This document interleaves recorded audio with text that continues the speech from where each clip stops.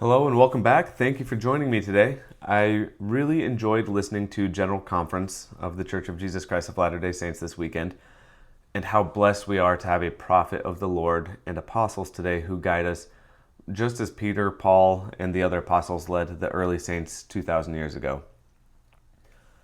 I've heard a handful of faithful and active Latter-day Saints over the last maybe year or so comment that the prophet and apostles don't tell us what we need to hear anymore, right? That all they do is repeat empty platitudes regarding gospel living, and that they don't teach us all the deep mysteries of God that they should. Now, I'll be honest with you, I don't know what these people are talking about.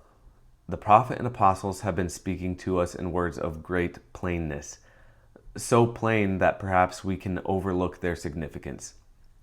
Please let me share two instances from the Old Testament to examine in connection with this idea. The first is an account from the time of Moses and the Israelites in the wilderness. This is from Numbers 21. I'll be reading verses 5 through 9. And the people spake against God and against Moses, Wherefore have ye brought us up out of Egypt to die in the wilderness? For there is no bread, neither is there any water, and our soul loatheth this light bread. And the Lord sent fiery serpents among the people, and they bit the people, and much people of Israel died. Therefore the people came to Moses and said, We have sinned, for we have spoken against the Lord and against thee. Pray unto the Lord that he take away the serpents from us. And Moses prayed for the people. And the Lord said unto Moses, Make thee a fiery serpent, and set it upon a pole, and it shall come to pass that everyone that is bitten, when he looketh upon it, shall live. And Moses made a serpent of brass, and put it upon a pole. And it came to pass that if a serpent had bitten any man, when he beheld the serpent of brass, he lived. And the prophet Nephi gives us some additional insight into this episode. This is from 1 Nephi 17, verse 41, where we read, And he did straighten them in the wilderness with his rod, for they hardened their hearts, even as ye have, and the Lord straightened them because of their iniquity.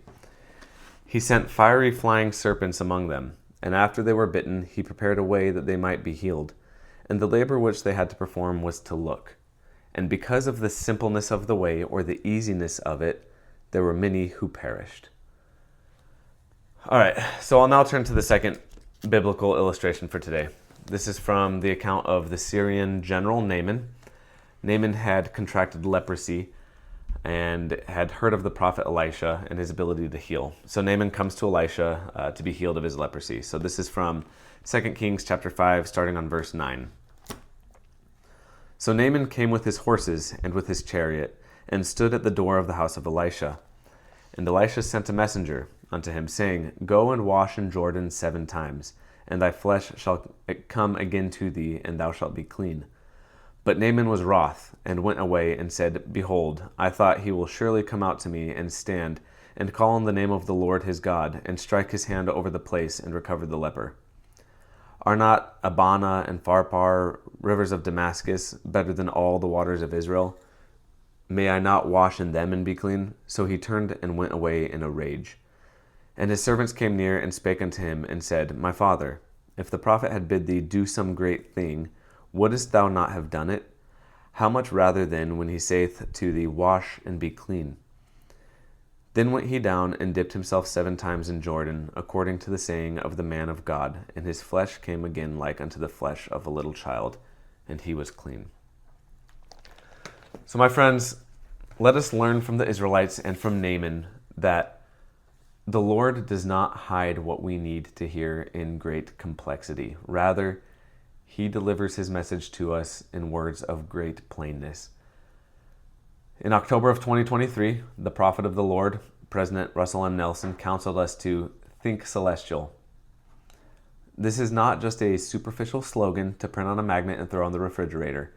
Right? Combine this counsel with the prophet's recent urgency that we all prepare for the Lord's second coming, and with our understanding that it is not the wicked, but the righteous who will abide the day of the Lord's coming in power and great glory.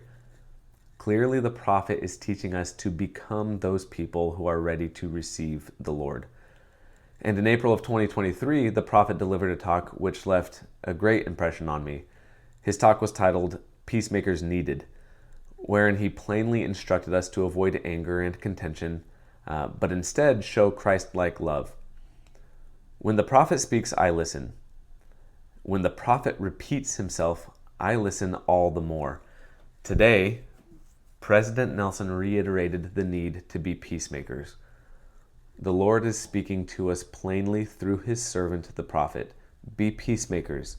Love one another. Show kindness to others, regardless of who they are or what they believe.